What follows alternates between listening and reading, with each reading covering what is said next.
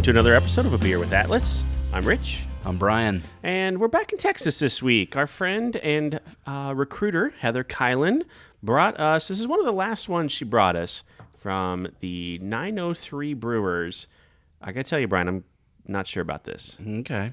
Irish cream flavored golden milk stout. Yeah, that's a lot. That's a mouthful. That's and it's in a can. Yeah. Which seems, I don't even know what to expect. Well, I don't know what to expect either because I thought we were doing a totally different beer. So I'm on my roller skates right now. Kind of like, remember on Scooby-Doo? Uh-huh. At the beginning of and there's like a little clip of Shaggy and he's on roller skates and he falls in the bathtub. That's me right now. But I can't wait to get this one a shot because this brewery makes a ton of stouts. Really? A ton. So I have a whole bunch to go over.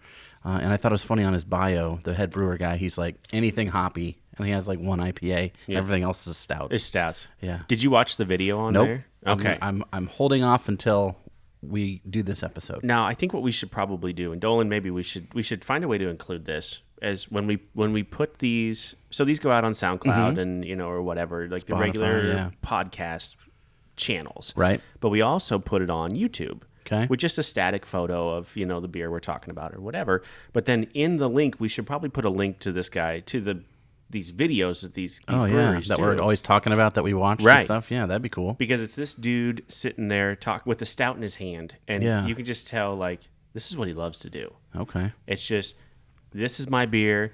I love this beer. I want to drink this all the time, so this is what I make. Yeah, And- I'm excited to find out about this just from what the beers were. I mean, already look at that. That doesn't look like a stout. No, it looks like a Pepsi. Let's give it a smell. I mean, it's, Whoa. gosh, man, I don't know. Okay. We'll have to. Yeah, I was almost off mic there. Dolan's giving me the stink eye. Yeah, Let me swing back over here. Not very professional. Yeah, most of the things I do, except for this. The drinking part is pretty professional. Totally. Can you go professional in drinking? We're gonna find out. Okay. So 903 Brewers, 1718 South Elm Street, Sherman, Texas. I once again fell in love with the brewery. If I could go to Sherman, Texas, which doesn't seem too far from us. I mean, Really? Is it at the north part of the state? northeast. So that's where the name came from, named after the community. Like that's a big deal to them. That's their area code, probably, or something. That's their 903? area code. Yeah, Okay. and it's the largest area code in the state. Is Dallas a part of this? No. Oh, it's like in size wise, it's serious? Size wise, Okay. yeah, like area, not people, but Capita. Gotcha. There you go. So largest in the state, covers northeast Texas and touches Oklahoma, Arkansas, and Louisiana. So it starts up top and it moves all the way down. Cool. Texarkana area then. There you go. I've been through this then. Have you? Yeah, Okay. I've been to Texarkana. I don't think I've ever been close to Sherman. I think I've been, not okay. at all. So owners, Jeremy Roberts and his wife started homebrewing in 2009. They've won two. So they've been brewing for 10 years, home brewing since 09. Okay. Homebrewing since 09. Now, I couldn't find when they actually started the brewery. I didn't have a date on that. Right. But they've won two different Great American Beer Festival medals. Oh, okay. So 2015, they won for the Sasquatch Imperial Chocolate Milk Stout. Got some notes on that one down here. Oh, boy. And then their Scotch Ale, Kilt Switch. Kilt switch. Kilt Switch. Yep. Which is fun to say. Yeah, it's like, kill switch. Kill Switch. But it's with a kilt. Kilt, and it's Scottish. That's what I was going to say when you poured this. This looks like a Scotch ale. It does. In color. Very caramely. Kind of biscuity looking. Smells pretty good. You let it sit, and it smells like I smell sweet honey to and me. different. Yeah. Don't you get honey Yes. smell? All right, let's taste it. yeah, this interesting. Okay. You guys are going to have to find a new producer. I am going down to Texas right now. Oh, my goodness. And I'm going to go and drink this and be happy for the rest of my life. You know what? Probably they don't have this right now. I've never had anything like this before. That first drink was like never before. Yeah. It almost tasted like I don't know if this is the right description. It almost tasted like frosting. I think that's a really but good not too description. sweet, but just like a perfectly balanced punch of almost floral sweetness. Yep. This reminds me Wow. of just honey vanilla, like the honey sticks. Yeah. Yeah, that. Well, I'm glad that you tasted the honey because that's what we did most of my research on today. Holy mackerel. This, That's legit. This right here encompasses everything that I ever wanted to do with this podcast. Whoa. Like people listening to it, because I would have passed this beer Yeah. 100 times out of 100. Yeah. No way, this is not my style. I mean, just when you poured this, it was like, that is not a stout. I don't know if it is a stout. I mean, it says it is, right? It says it is. It doesn't look like any stout I've had, but I've never had a stout with honey put in it before. Dolan just finished his. It's all gone. done. He's crushed the done. can. Yeah, sorry guys. Well, We're lucky. we Just wish we had, stay on that side of two the 12 table. ounces of Yeah. that one. Wow. So, let's see. So, 903 Brewers is closed on Monday, but open Tuesday 11 to 8, Wednesday 11 to 3, Thursday and Friday 11 to 9, Saturday and Sunday 11 to 5. Interesting. Short hours, some of those, but They have food inside. There's Okay. a grilled. It's called the Grilled Cheese Company and Pie House. Sounds good to me. I think pie is a big Texas thing. It's got to be. Yeah. I've seen some other breweries and stuff that have that, and like I know pie trucks are a Pie. big thing. Yeah. Yeah. So the food's located inside the brewery. I couldn't tell. They have a separate website and everything, so I'm going to guess that this place is probably owned by somebody else or something. Okay. But they have it in there, so there's Maybe they're like cohabiting the building or something. sure slightly different hours for the food. It matches up kind of. So Okay. So there you go. So I can't wait for this because I'm going to Wow. let you talk so I can drink this. All right. Well, I did a little bit because when I found out the brewery, I went on the website just to see what kind of other stuff they had. Okay. And it was mostly all stouts, which I thought was funny because when I read his little bio, it just said, I love hoppy beer. So the first thing I wrote down was Birthday Sasquatch, which is an Imperial chocolate, toasted marshmallows, and double fudge stout. Now, these are all canned, 12-ounce cans. They're not like big bombers. No. So I'm guessing probably very limited in amounts of these. Okay. Because they make so many different kinds. I'm going to guess they're small, super small batches and rotating through. Yep. Maybe, I don't know what size of barrels I would guess. Maybe 5-barrel system. They have this series, which is a great name. It's called Down with the Pastryarchy. So they're pastry stouts in a whole series. But then there are also some that aren't stouts. So they have a cinnamon roll cream ale. And then they flip it and they have a cinnamon roll stout. Get out. Cookies and cream ale. Yep. Cookies and cream stout, strawberry cake stout, strawberry cake cream ale. So they have like same flavors, lighter version maybe. Yeah. And then if you want to pump it up, maybe it's something similar to this because it says a stout, right? So maybe imagine having strawberry cake infused in there. Don't go start the car. We can maybe make it by 8 o'clock. We if we could haul. make it.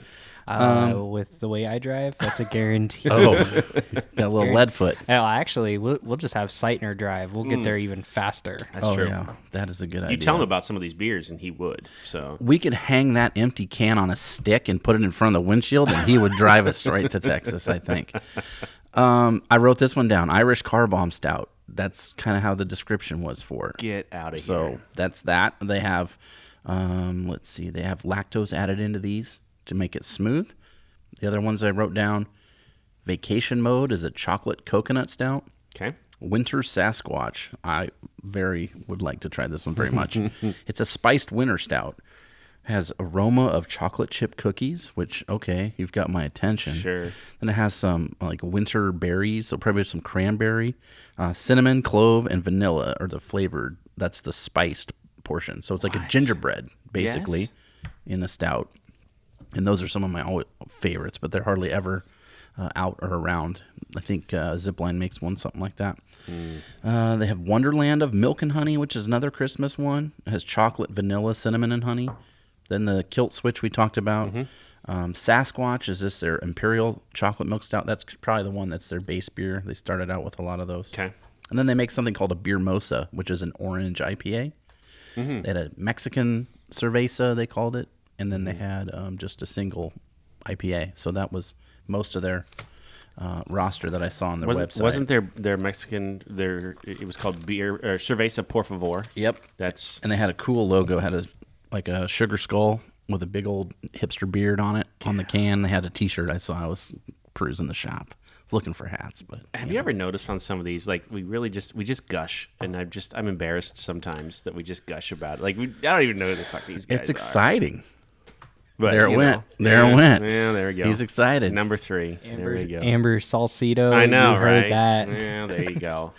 We're all You know what? adults here. I think it's easy to feel that way because people are passionate about what they're doing, and we can tell, right? You can see it on this guy as he's sitting there with his whatever stout he's drinking. It's the Sasquatch, I think, and he's talking about it. And it's like, I don't want to compare it to his marriage or whatever, but it's like Right. he's talking about his kids. Maybe he's Right. like, you can tell he loves what he does. That's very attractive and appealing. I mean, if you didn't care, you wouldn't go to the effort he's done just for like the labels and logos. I mean, look at that. Yep. It's got the Irish colors. Yep. There's a little bee on the bottom I saw. Little bees down there, yeah, for the honey. It's got the 903 prominent. It's got like a milk bottle. I mean, if you didn't care about what was putting in there, then he's not going to care that much about what the label looks like. And I think that's a pretty cool one. Pairs well with bangers and mash, corned beef, and pots of gold. Oh, corned beef. Corned beef. It's not even March, and I want that Yeah, like this. that sounds good. Yep. Man, oh Interesting. man. Well, I have the most left, so that's cool. Keep drinking there. Oh, So I was like, what am I going to do research on with this? And I know we have some other things in the works that involve honey, hopefully. Sure. So I didn't want to go down that route totally. okay. So I thought, well, what makes honey? Bees. Bees. Because there's a bee on There's the a bee right on can. there. There's multiple bees on the can. Yeah. So I went with Texas bees, and just kind of the history of beekeeping is the way I went. Because I was like, I don't know anything about this. I don't right? either. No. So bees in general, Texas bees, I'm going to speak about today, but mostly bees in general, they were not indigenous to the United States. They were brought over by the Spanish missionaries. And then a little bit later, European settlers, like in the mid to late 1800s, when they would come here, would bring bees with them, hives of bees. That would not have been a comfortable boat ride That's exactly what I was thinking. I was like, how are you stuck on a boat for months? with a With bunch well, of. bees. I'll tell you Okay. in just a minute. Let's see. Okay, so in 1842, this German guy rolls up to Texas. We've heard this story before, right? Germans in Texas. Yep. His name was Wilhelm Brukish, Brukish. God, they have good names. Yeah, they do. Strong. He was kind of credited with bringing bees and beekeeping to Texas. Okay. He wrote a book in German on like how to do it, basically, and he introduced this thing called the box hive with removable frames. So that's like the beehive we think of today. So I thought, well, okay, well, what was there before? And this is how they brought the bees, and this is how most everybody did it back then until this invention came out where you could pull out the hives. Like you see on TV. Right. I mean, Yeah. that's basically the same design as this guy was proposing back 150 some years ago. Good job. They used to use something called the log gum hive. Log gum. G-U-M, yeah. Okay, And what that was is basically a tree, black gum tree, that they would cut down big logs out of and kind of hollow it out. And then there would be this sticky stuff inside, and they would put a hole in the top and a hole in the bottom. So like a hollow log, basically, Sure. with this kind of tree. Yeah. And then introduce bees into it, and then put a stick or a couple of sticks on the top so that they could attach their honeycomb to it. Sure. Yeah. And then the bees would stay in there. They would like close it off, and they would, so there'd be a little bit of circulation on the top or whatever, and then they could let the bees in and out. But they would just like close them off. And that's what they used over in Europe, and that's probably how they were transported, and that's what they used in Texas and on people's farms all the time. So it was like small scale operations. Like Right. you as a farmer would have 2 or 3 of these on your farm at any given time, and you'd get your honey for the things that you used it for, just like sweetener, and then they use the beeswax to make candles and stuff. Right. But when that was over and the honey was gone, basically the way to get the honey out is you had to kill all the bees. Like there was no way to open it or take it out. So you basically killed your bees for that log, right? And then you had to go to the next and the next, and you're always doing that. And so that was, as business goes, that's a bad business idea. Right. And you can't like grow that into like an industry at all. So this hive that they created was a way that you could take out the bees, remove the stuff you want, put it back, and not actually hurt anything. They'd just be mad and have to start over. Right. So that happens he gets here 1842 to the United States. Around that same time, 1857, they come up with something called foundation comb, which is like old beeswax that they've kind of formed into the beginning of a beehive colony thing. Okay. So that the bees, once they go in there, they're like, oh, okay, this is already set up. Let's just hammer onto it. Sure. So it's like artificial beehive is what they started there. And then this is, okay, so 1857 was that. So that's pre-Civil War, which just blows my mind that they're doing this then. Right. They made an extractor, which I couldn't find out what that was other than a thing to pull the hive shelves out. Okay. So a way that you could pull that out without getting stung. And then by 1870, they had come up with the bee smoker that you see now to puff the smoke in there. It kind of makes them tired. Makes them docile. Yeah, they don't bite you so much. And then... Or sting, either one. Yeah. Yeah, exactly. And then like by 1860s, they were importing into Texas these queen bees from Italy that were known to be more docile. So they were like a little bit easier to handle and be around. They weren't going to get stung so much. And then I think that said from 1860s all the way up until 1945, they did like some surveys, bee surveys, I guess, and they found out 97% of the bees in Texas were now this breed from Italy. So they've kind of taken over everything and became very gentle by that time. Oh. And then, as you know, kind of in Texas, that seemed to be, as Dolan probably doesn't remember this scare, this craze, was the killer bees. Remember that in the 90s? I remember that in the 90s, like being all over TV and stuff. Like everyone was scared of bees, and because they were all killer bees. They were killer bees. They came from Mexico. Yeah. Right? Yeah. So I have some information on that too, and I'll get there. But that's the timeline. That's up into the 90s. So 18. When did they come up with that artificial? The foundation, the honey comb, Yeah. or the new The hive. Yeah, the new. It was around 1857. 1857. So before Atlas, I worked at the local community college here, and we had beehives there. And I actually did an episode about this. Yeah? And that method, it was used there still today. This is 2 What, the gum, years the ago. log gum hive one? No, the artificial, yeah. Comb, yeah. beehive. Yeah, the beginning stages of Yeah. it. And it was really cool because you could just pull it out, and somehow the bees just knew, like, oh, this is the beginning stages of it, even though they weren't a part of that. They just took it on. That's cool. Yeah. Did some of the work for them. They were just like, hey, thanks a Yeah. lot. that many years, and that process has been It's around. the same, 160 years Yep. almost. Crazy. Yeah. I'm glad you got something cool. out of college, Dolan. That was the one thing. That was it. And a taste for this beer, apparently, because his is gone. His is yeah. gone.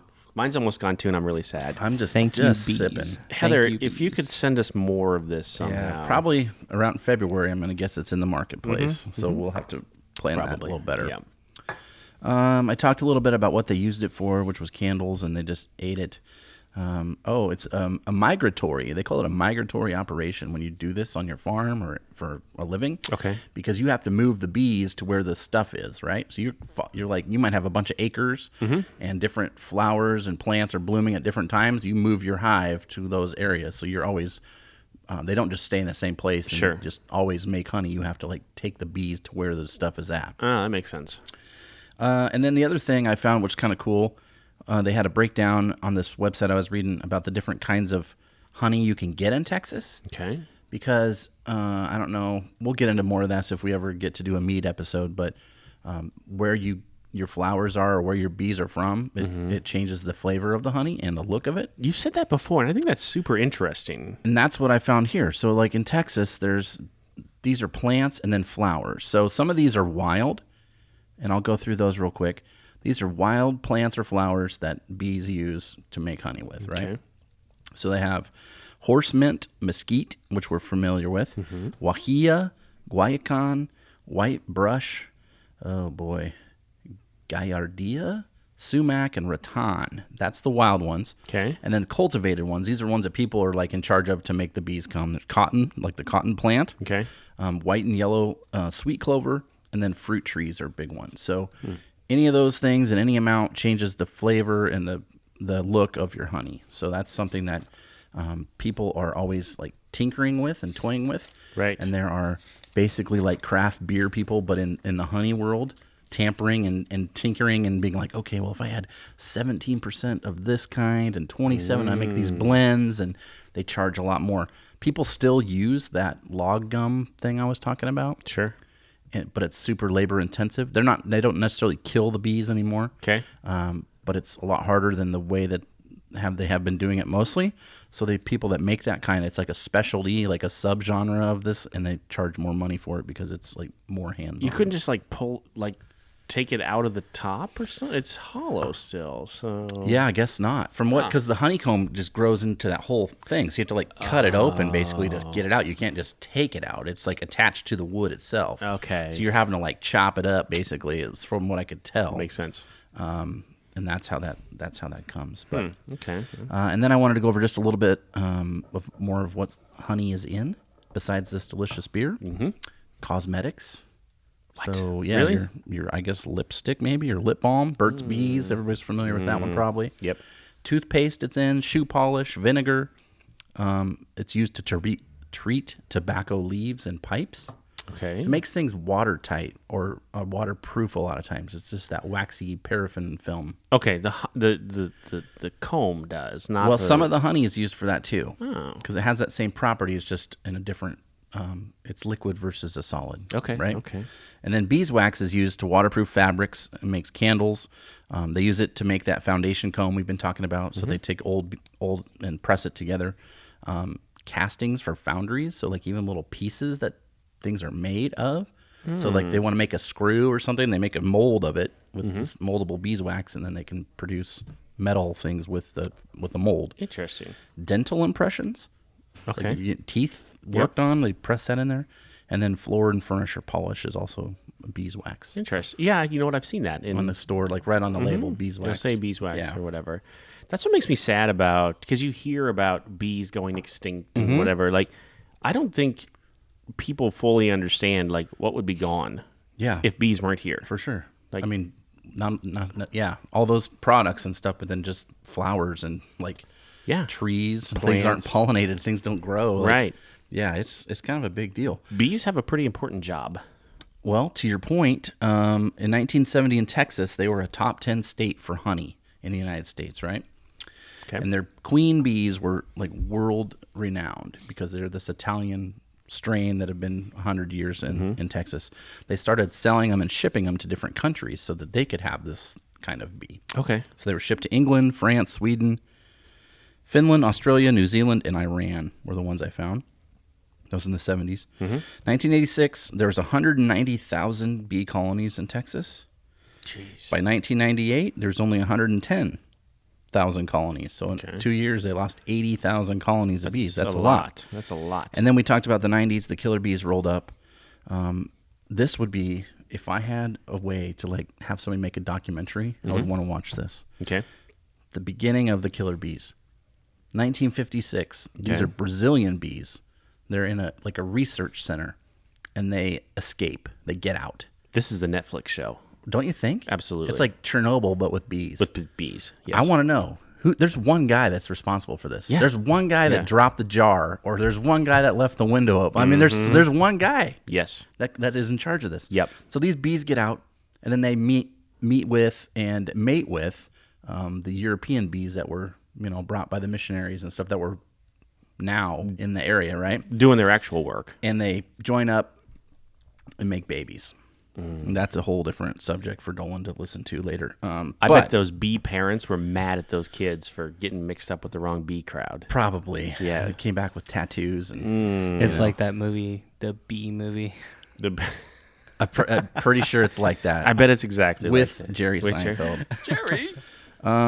So then these bees, everybody talks about their killer bees. Well, they're not any more potent than a regular bee. Okay. They're just more aggressive. They were like swarmy. Yes. So Yeah. like they very much protect their area, their colony, and their hive. So if you got too close, you're mowing and you bumped over the ground that they were in, they would basically all sting you until they were dead. Like they don't stop.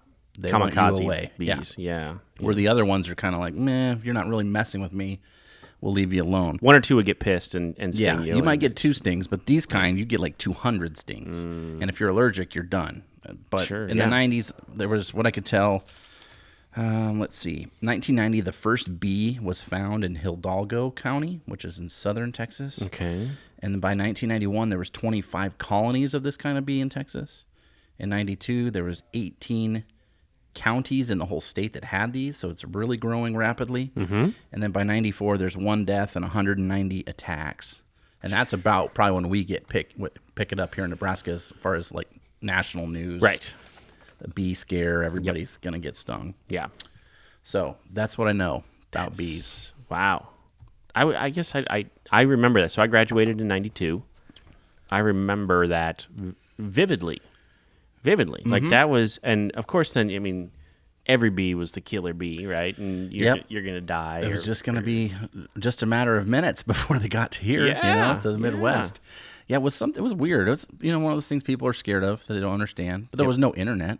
No. So it was just word of mouth, I suppose. It's what the nightly news told us, or whatever. At the time, for right? sure. I mean, that was it. Yeah, national news was all about this. Yes.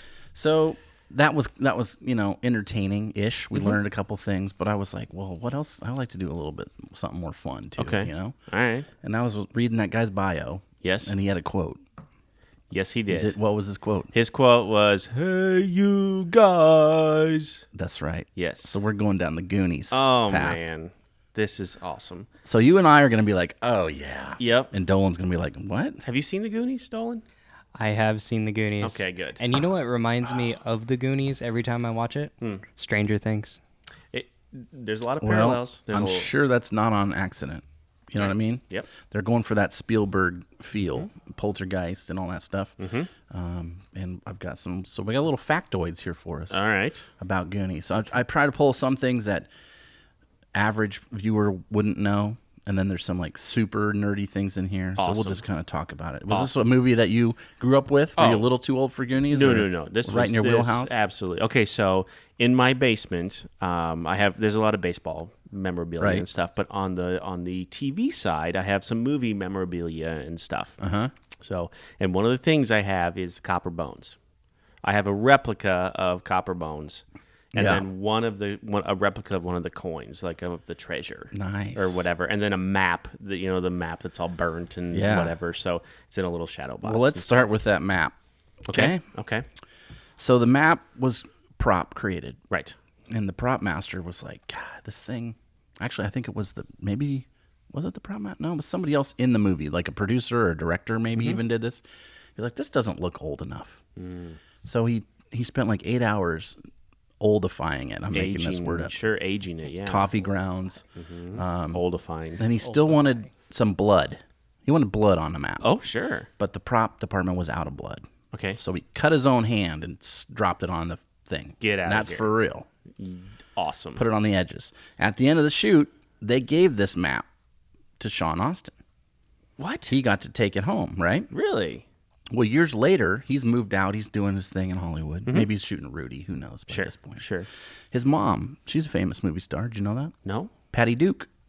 No, you're making that up. No, that's his mom. Really? Well, guess what? She's cleaning out his old room, and she's like, what's this trash? She threw it away. What? So the original map given to him was thrown out by Patty Duke in the 90s. What a typical story. Like, my dad threw away all my baseball cards. Exactly, right? Or grandma or somebody. Yeah, his mom threw out the map from Goonies. It's gone. We'll never find it again. Holy cow.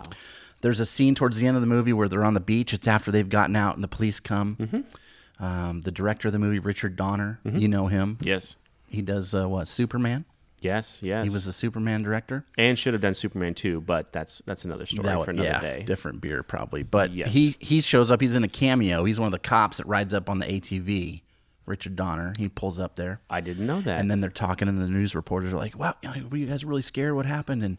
And Data says, we were really scared of the octopus. And everybody's like, what? Yeah. There was a scene. Yes, with the octopus, right? And they cut it out. Because it looks so fake. For real? That's why they cut it out? The octopus looked really terrible. And they're like, no, we can't have this. So we cut it out. But they didn't change the dialogue. Which is weird because it was, I guess from what I read, it was one of the only movies shot in sequence. Oh. Usually they're kind Sure. of picked and put, and then they put it all together. But this Yep. movie was shot in order. So they could have taken that dialogue out, I guess, at the edit, but then they left it. So there's a throwaway line kind of referencing a scene that never is in the actual movie. That wasn't there. But if you watch, like, the Blu-rays have it in there. Like, Yeah. you can go watch And the if you look deleted at the scenes. stills of it, you're like, you made the right choice. Yeah. Everybody probably knows this. The pirate ship was a real ship. Yeah. They built it, took 2 months, and the kids weren't allowed to see the ship. Oh. So he wanted their real reactions to when they slid out of the water slide, and then they're in the water and they're looking at it. Yeah. And that's what happened. Except the first take, I think it was maybe Corey Feldman. One of the kids said, "Holy shit." And they're like, "We can't use that. You can't have that." Cut. So they had to change it. Yeah. So they took that out. And then there's another scene, I think, where he's falling from like in the cave. He's falling down. Okay. And his line, he was supposed to say, "Holy shit." Yeah. But he promised his mom if he got to do the movie, he wouldn't swear. He wouldn't curse, yeah. So he had to say, "Holy S-H-I-T" as he's falling down. So he spells it out, kept his promise to his mom. So that's good. Yes. Spielberg directed 2 scenes in the movie. He was like producer, and he's credited with the story idea. Yeah. Didn't write the movie. But he shot the scene where they're banging on the pipes underneath Fratelli's like hideout place. Yep. And then he shot the scene where they're in the wishing well. Yes. And he's yelling down at her. And man. yelling. So those are Spielberg's scenes that he shot. I'm somehow not surprised by that. Those are Yeah. classic scenes. Right. So yeah, those were his. This is in the same world as Gremlins, the movie. Really? Yeah, because when they call the cops, Okay. and he's saying like, "Oh, there's these guys that kidnapped me, and there's a monster in the basement," and they're like, "Yeah, we've heard this before. What are you if you feed it after midnight? It's gonna change or something like that." They've referenced Gremlins. The cop is like, "Oh, I've heard these prank calls before." Nice. And Corey Feldman's in both those movies. Yep. Chris Columbus wrote both of these, so he's the screenwriter for Gremlins and for this movie. So he's the connection. I between can't say I those. knew that either. I didn't know that. There's a scene where there's a ton of bats, Okay. and those bats were just black bow ties with some crepe paper stuck to them, and they shot them through like a leaf blower. So I'm like, those fake bats. Movie magic. Sloth, right? He was Sloth. ex-football player. He was the first overall pick in like 1973. Played for the Oakland Raiders and won 2 Super Bowls. His name was John Matusik.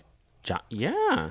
So he was Sloth. How did I not know all of this? He wore a Oakland Raiders shirt in the movie. He did. For most of the movie. That was his nod. And then at the end, where he's on the pirate ship, rips it off. Superman. And that's a nod to Donner. To Richard the director. Donner. Good job. Took 5 hours of makeup to change him from what he looked like to the Sloth that I can we see know. why, yeah. And then let's see what else. June 7th, there's Goonies Day in Astoria, Oregon. So it was mostly shot in that area. And we'll put a link to this in the description. One of our travelers, John Farnsworth, and his family accidentally ended up Really? in that town on that day, and they were big. And his wife is a huge Goonies fan, and That's just awesome. blew their mind. That would be amazing. I've actually been out there, a little bit south though. Do you remember the scene where they have the coin and there's the 3 holes and they're supposed to match the mountains with it, Yeah. or match the rocks, Yeah. I should say. So with I the was key. Yeah. yeah. Copper bones. That's Yeah. the copper bones. Yeah. So I was on the beach where those 3 rocks are. Nice. Wow. It's super pretty out there. Wow. It does look nice. Here's one for the Star Wars nerd in you. Yep. At the end, the model ship, it's sailing out. Mm-hmm. And there's it's basically a model shot, right? Okay. Of the boat. And there's a tiny little R2-D2 hidden on the deck of the boat. No, Yeah, there it's right behind the isn't. mast. So if you look close, you can see an R2-D2. Yes. And then One-Eyed Willie's real name, Okay. William B. Portobello. Okay. Because he was supposed to be named after like Portobello, like Panama, which was, I guess, where a bunch of pirates were hanging out in the 1700s. All right. So that's his name. Goonies 2 Okay. never was released as a movie. No. Was on Nintendo, though.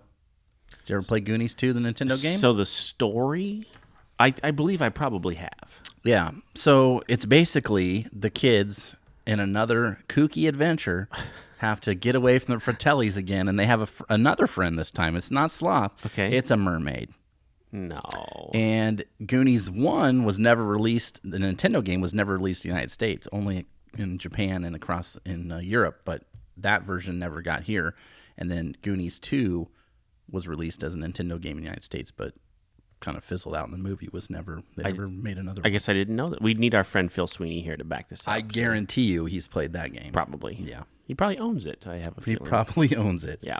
So I think that's everything I have. Gosh. You got anything that you know that I didn't cover? You know, it's one of those films that you just have to see. Yeah. If you haven't seen the Goonies, then I don't know if I can have a conversation with you.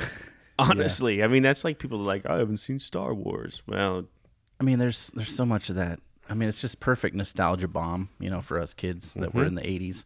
And then, like, what's the kid that did the Truffle Shuffle? What's his name? Chunk. That's the only movie he ever made. Me between the ages of 8 and 10. That look like you? You were Chunk? Curly hair, Hawaiian shirt. I'd like to see that. Yeah. That was his only movie, but then he became an attorney, went to law school, and then he wanted to get back in the business. So now he's basically an attorney in Hollywood for actors. So he like represents actors and like gets some deals, and so he's always been kind of stuck in there in the entertainment industry. And he looks just like one of my friends in Lincoln named Ken Morton. Like exactly like if you saw him together, you'd be like, "Whoa, that is nuts." You're grown up Chunk. He thought he was going to get fired. He had the chicken pox. This is Chunk, the actor. The Okay, kid. yeah.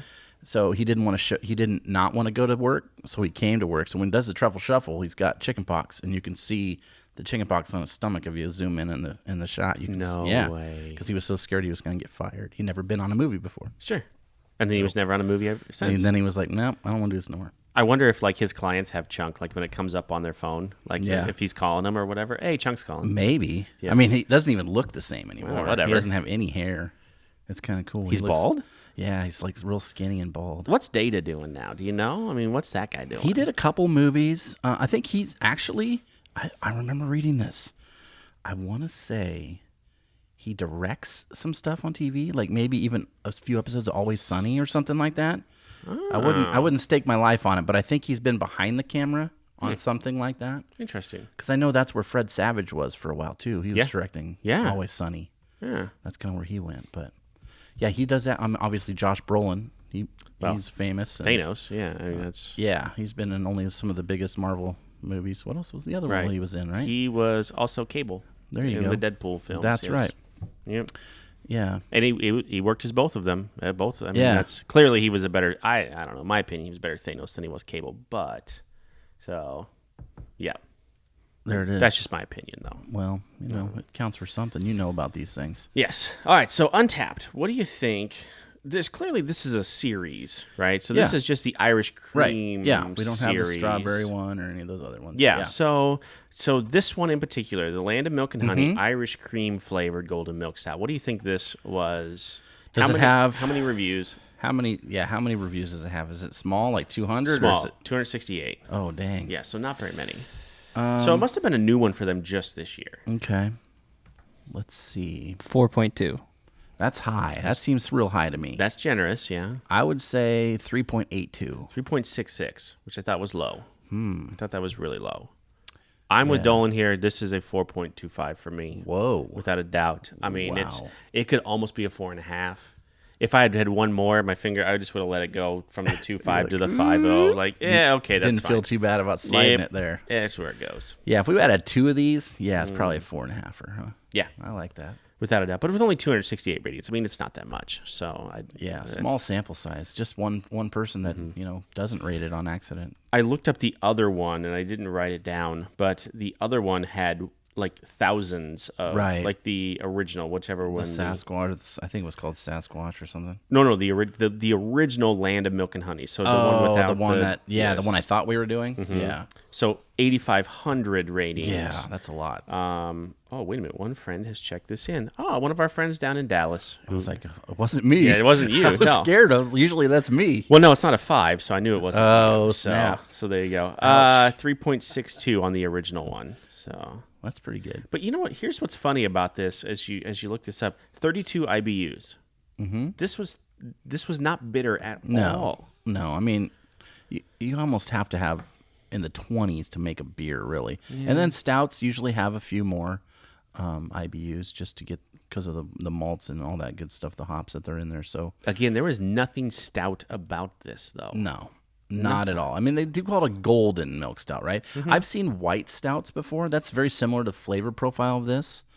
There's one that's in, I think it's an Iowa brewery, maybe, or I got it in Iowa. It's called White Buffalo, and it's a white stout, but it basically just, it smells like a stout, and it kind of tastes like a stout, but it's golden in the color. Really? So it might be, something to take on that sort of thing. I don't know. So correct me if I'm wrong, because I've heard like golden and cream, like you know what I mean, used as the same term.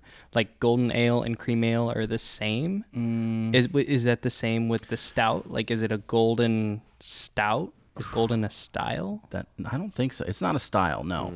I mean, the cream ale is a style, right? So that's like, the brewery from Wisconsin that we always like, New Glarus. Remember how we discovered that was a cream ale, right? Which still blows my mind. That cow, spotted cow. Yeah, that's the one. Blows my mind. And then they had a whole series of cream ales were takeoffs of this. So for these guys, that seems to be the case.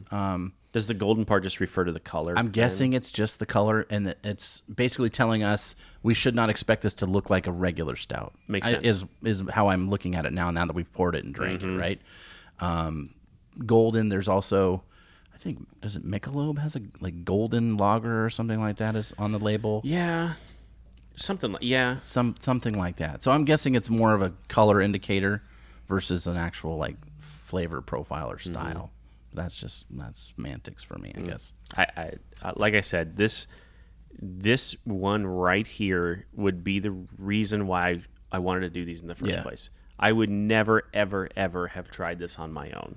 Ever. Yeah, it's really fun. I mean, just think about just today, right? So you tried a beer you didn't try or wouldn't have tried, and you really liked it, right? Yes. And we talked about stuff we had no idea we were going to talk about. Yes. I didn't even know we were doing this beer really until we basically sat down, and then we learned about bees and we learned about the Goonies. Yeah. Like, that's great. What an episode. Absolutely. Yeah. Everything I ever wanted to accomplish with this going into, is this episode 49, Dolan? Are we almost 50 episodes in? We're very close. Yeah, we're close, but I don't think it's 49. I think it might be like 46, 47, I don't know. I think this might be 48. 48. Because I think we're on 46 on Spotify. Oh. And I think we got one that we did that had the, the one when Sammy was here. Oh. No, I thought we haven't done that one. Well, maybe. Here's what I We're know. close. Here's what I know. I know that next week we're recording number 50. Yes. And that's important to me. Yeah. Like it's important to everybody. Yeah. I can't wait. Like it's going to be, it's a big deal to me. Like I've already started doing my research like a week out, right? When I normally would do it like a day before. Yeah. Or something So like this that. is a big boy. It's a big deal. And plus Okay. we got to 50 episodes. Like I think Yeah. that's cool. I think so. So I'm pretty sure like this is number We're right 49. on the I'm pretty precipice. sure that's right. Yeah. Either way, like this is why I always wanted to do these kinds of things, to try this. And I hope somebody listens to this and thinks, and maybe they go to a brewery and they see something that they wouldn't have tried otherwise and thought, I'm going to try that. Yeah, not necessarily the style or anything, but just go for it. Anything, right. Yeah. Exactly. So, all right. Well, next week, big. I can't wait. It'll be fun. Brian, we ain't going anywhere for a while. Let's have another one.